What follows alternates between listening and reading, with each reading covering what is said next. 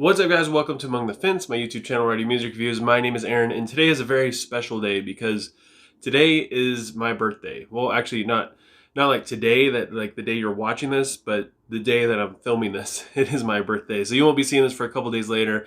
But I wanted to do something special, I guess, something a little bit different, but still kind of what I do. And I was trying to think of different things I could review or whatever. Like, I was gonna do a review on my favorite album from the year I was born, which was 1988, a very long time ago, and I don't really know too much stuff from that year, and the things I do know, honestly, they're not really all that great, and I'm not really that excited about them.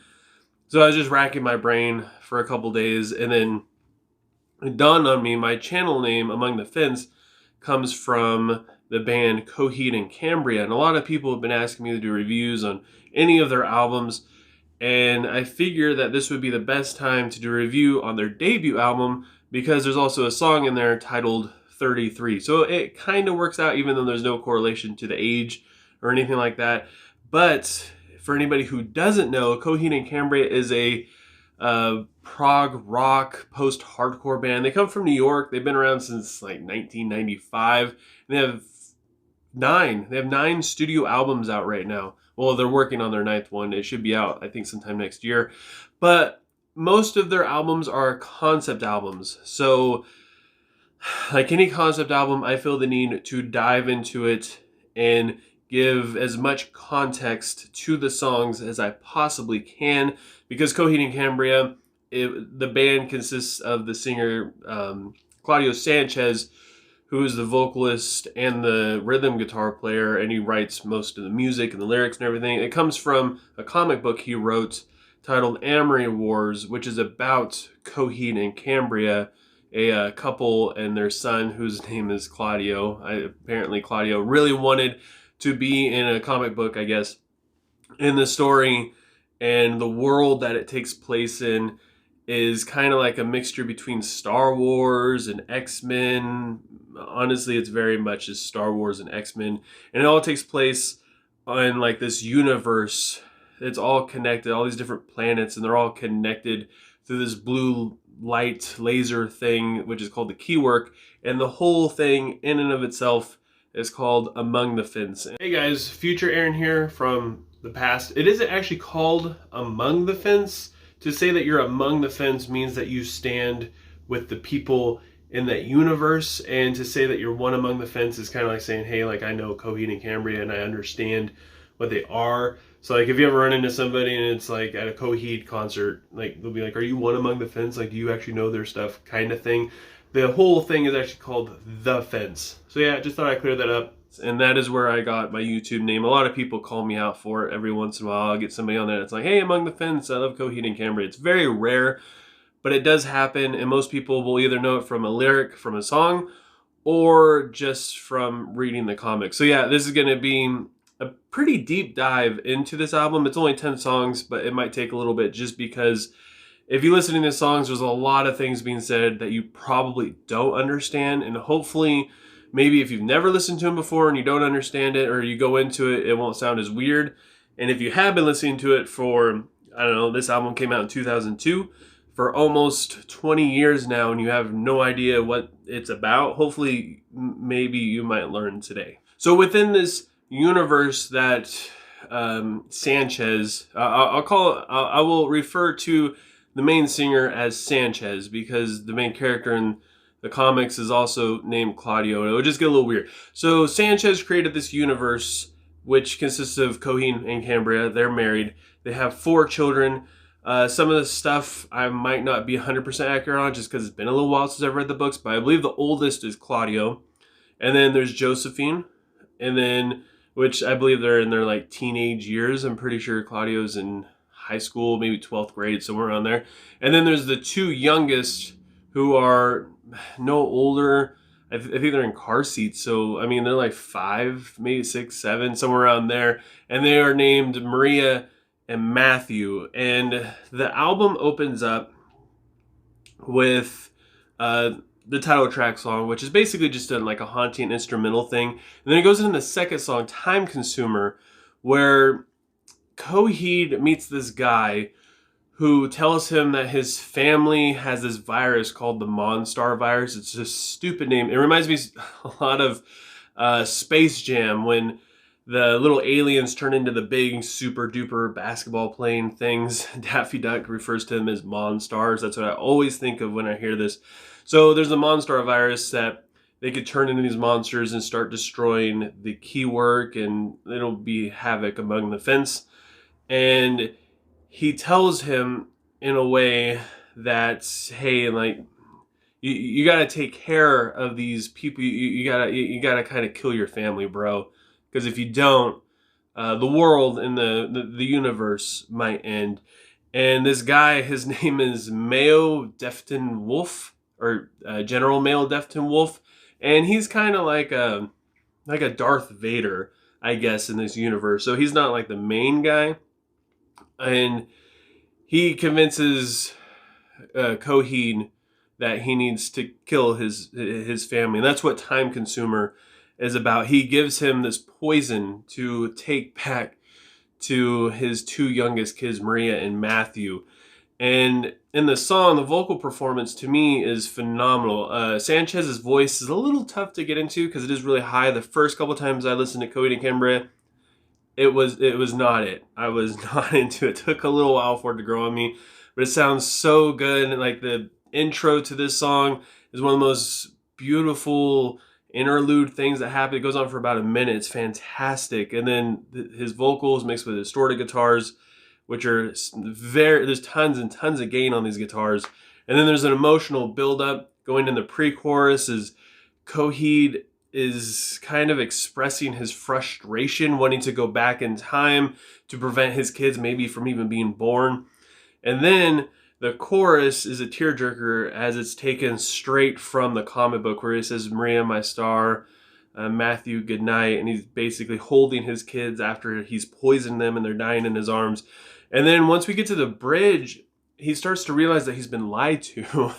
So he goes back to Mayo Defton Wolf, who is basically playing dumb at this point, and he's saying like, hey man, I never told you to murder anybody whatsoever. Like I just asked for you to help me, even though like I give you the poison pretty much. I never told you to kill anyone. So that's on you. And Coheed kind of loses a little bit, and this is a very sad song. It's kind of gets you right into the story as it opens up. But again, if you don't know the story, it's probably a little weird for you. And the next song, Devil in Jersey City, takes place kind of at the same time that all this is happening. It opens up with the lyric of Sanchez saying, hey, Shabooti. Another really weird thing, but Shabooti was actually the original name of the band before he changed it over. The song is about Patrick, who is dating Josephine. They drive to Jersey City to be alone, but they end up getting attacked by the Jersey City Devils. They get beat up and lots of very horrible things happen. There's a lot of punk influence in the song that I enjoy quite a bit. The melody that pops up in the verses sounds so good. In the pre-chorus has tons and tons of presence from the vocals. The chorus is kind of just there for me. In fact, you probably wouldn't even realize it is the chorus, because the post-chorus is where most of this song comes alive.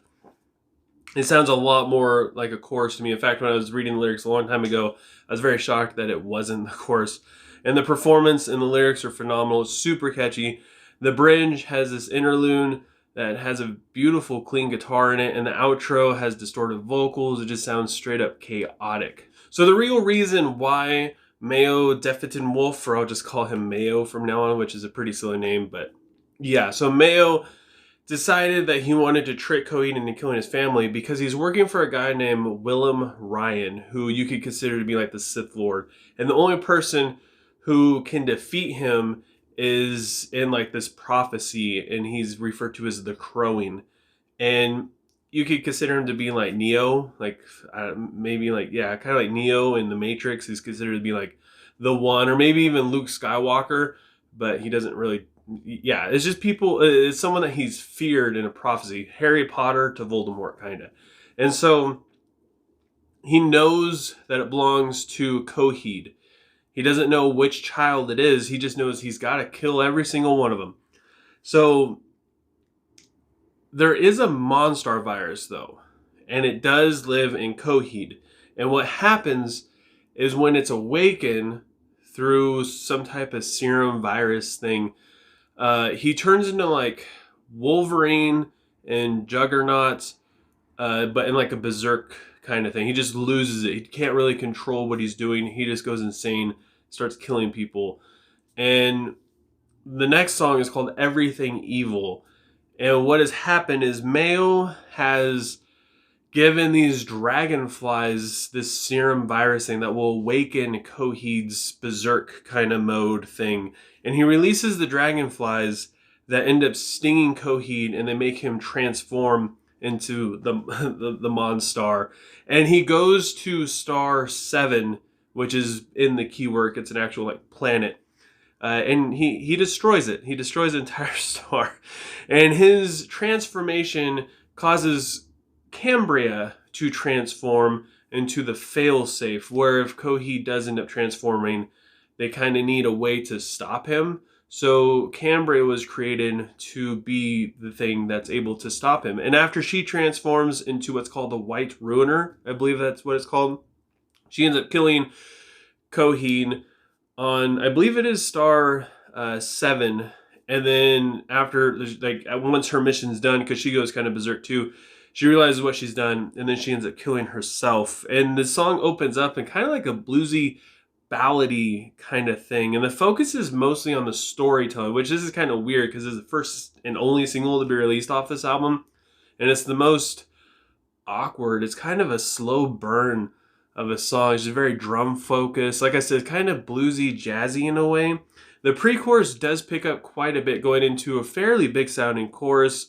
The post-chorus brings Coheed's brother into this, Jesse, who he's kind of been trying to help him out a little bit, and he knows what's going on because Coheed and Cambria can't remember the Monstar virus and what it turns them into. They just completely forget. And he remembers, and he kind of catches on to what's going on. He's out in space, and he's like, God, I got to stop it. And this is the first time he's introduced in the story. And the outro is Cambria, as she dies, she's calling out to Claudio, who is, obviously he's the crowing because he's the main character in the story. The next song, Delirium Trigger, is my absolute favorite song on this album. The chorus in it is just the best thing ever. And this song is about Mayo, who is kind of taking a few steps back before they ended up transforming. Mayo has captured Coheed and Cambria, and they're on a spaceship, and they broke free. They started wreaking havoc on it, and they can't really get anything under control. And so Willem Ryan shows up in his spaceship and catches them in a tractor beam. And he ends up sending down a guy named Admiral Crom, who I guess you could think of as like Darth Maul in a way. He's just straight down to business, robotic kind of guy. And Jesse, Coheed's brother, is firing on Willem Ryan's ship, trying to get them to break the tractor beam that's on Coheed and Cambria as they're being sucked in. The song is phenomenal. It starts out with this creepy kind of melody thing that erupts into a powerful riff and a scream, which is actually initiating that Crom has now entered the ship with the scream. And the verse has a great rhythm, and the lyrics in it are just to the point, and they paint a phenomenal picture of what's really going on in the comic and the emotions that's coming out that you don't really get from the comic. So it gives it like another layer to it. And the pre-chorus is super chill before going into the chorus, which it's one of the best vocal performances on the album emotionally. The bridge is kind of creepy and melancholy before the final chorus, where everything's just pushed super hard. And the emotion, like I said, throughout this whole song, it's just so good. It just builds.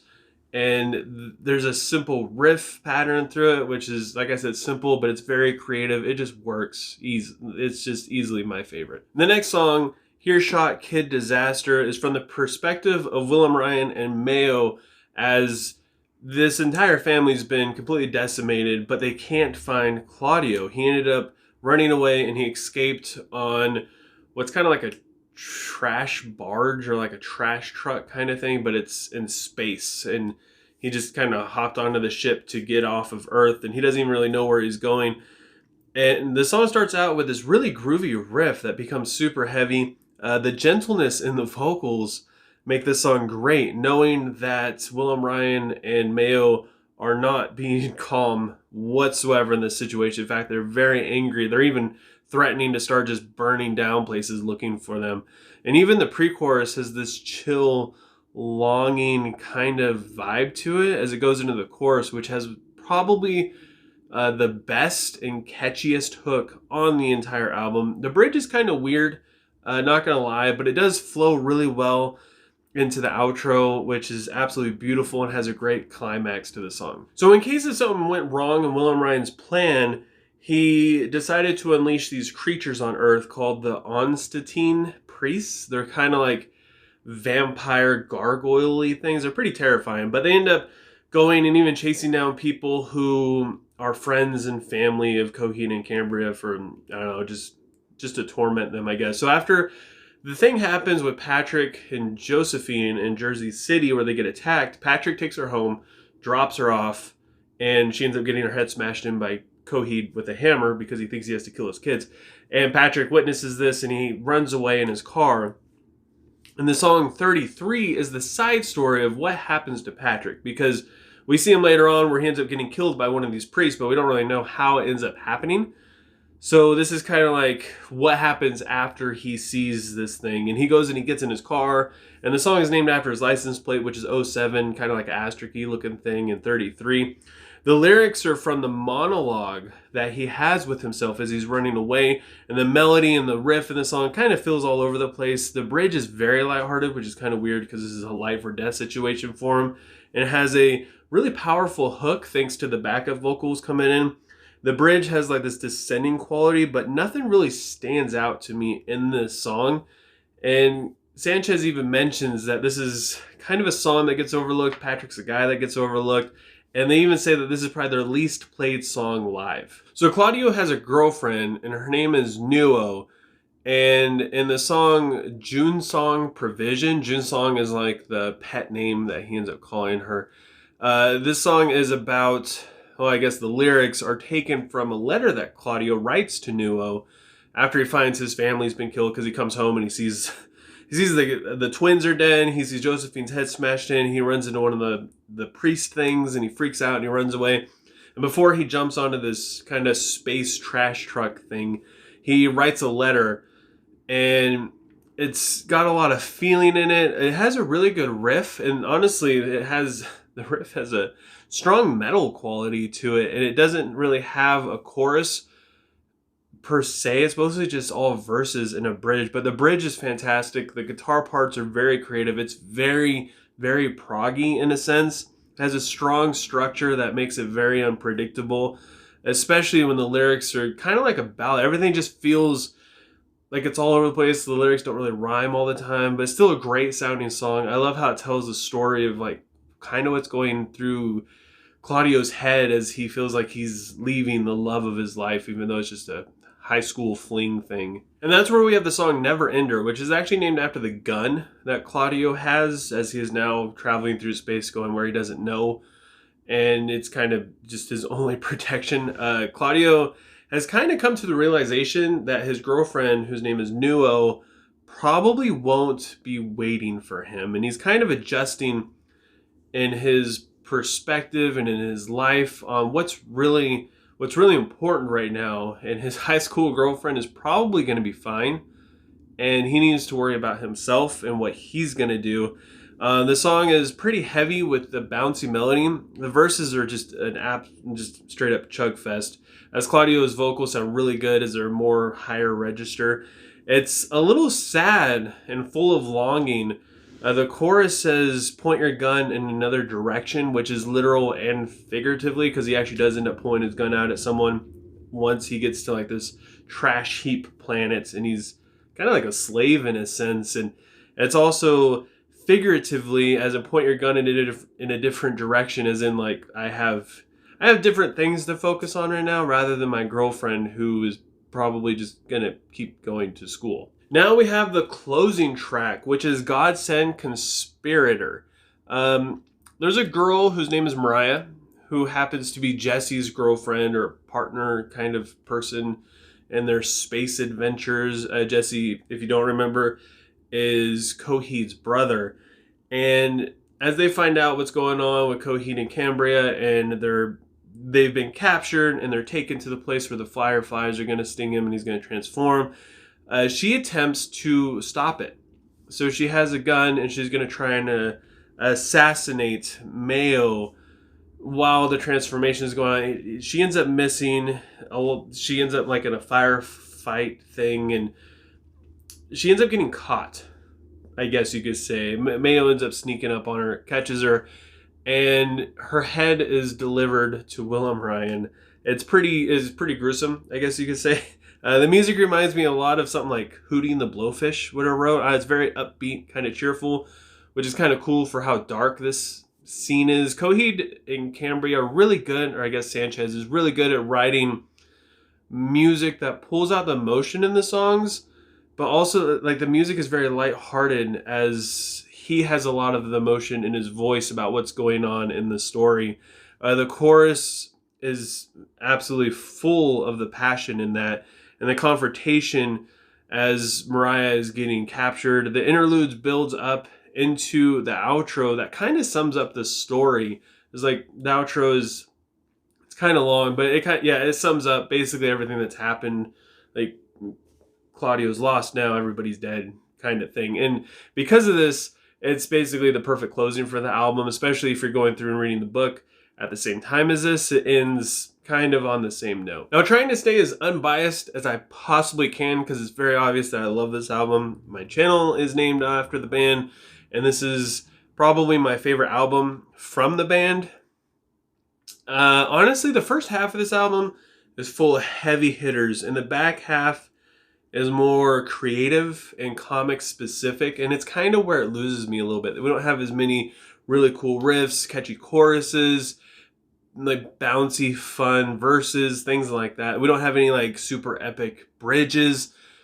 It's more based on the storytelling, which, I mean, it's fine. The musical progression is there. The creativity, the progressive kind of rock thing is there, as opposed to more structured verse, chorus, verse, bridge, chorus thing that they usually do. And because of that, for me, the last half of this feels a little bit weaker than the first half. It does complete that story. If you want to get like the full story and the full concept effect of it, it's definitely worth listening to. But first like 6 songs are where it's at. I've listened to the first half of this album an unnumberable amount of times. Is that even a word? Unimaginable amount of times. In the last half, I listened to it quite a bit.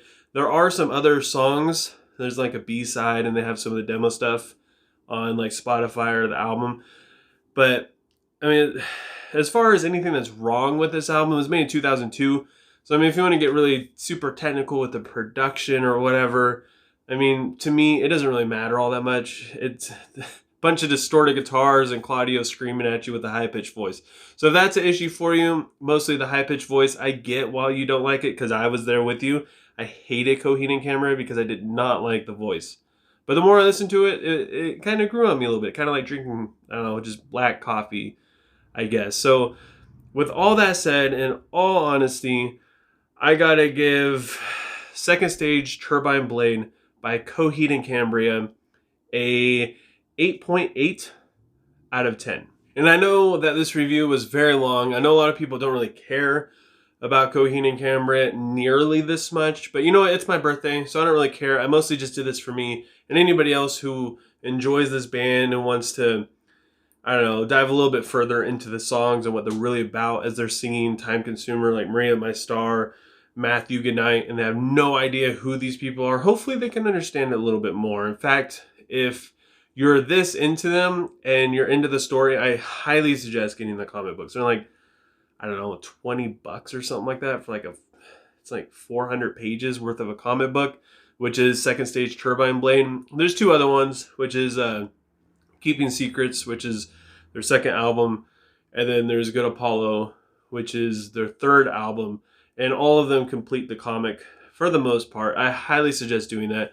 But yeah, I want to know what you guys think. If you've ever listened to Second Stage Turbine Blade, leave a comment below letting me know what you thought, what your favorite song is. If you haven't listened to it yet, give a couple of these songs a listen. Even if you don't like Coheed and Cambria, I just suggest listening to like Delirium Trigger, Everything Evil, Earshot Kid Disaster, which I said has the most catchiest chorus on the whole album. And let me know what you would rate this album. And as always, if you enjoy this video, don't forget to give it a like. Leave a comment below letting me know what I should review next. If you want to help support me and my channel, please consider subscribing and ringing the bell icon. Doing any of those things helps me out. And I appreciate you guys more than you can ever imagine. Thank you so much for watching my videos. There's some of you guys that keep coming back consistently. I appreciate it so much. And for anybody who's new, thank you for just randomly clicking on my video. I've been doing this now for 2 years. I started this 2 years ago, 3 days before my birthday. So my birthday always, in my mind, marks when I started doing this. So yeah, I just thank you guys. Yeah, thank you so much. I hope you have a good rest of your day or night, whenever you happen to be watching this. And I'll talk to you guys next time.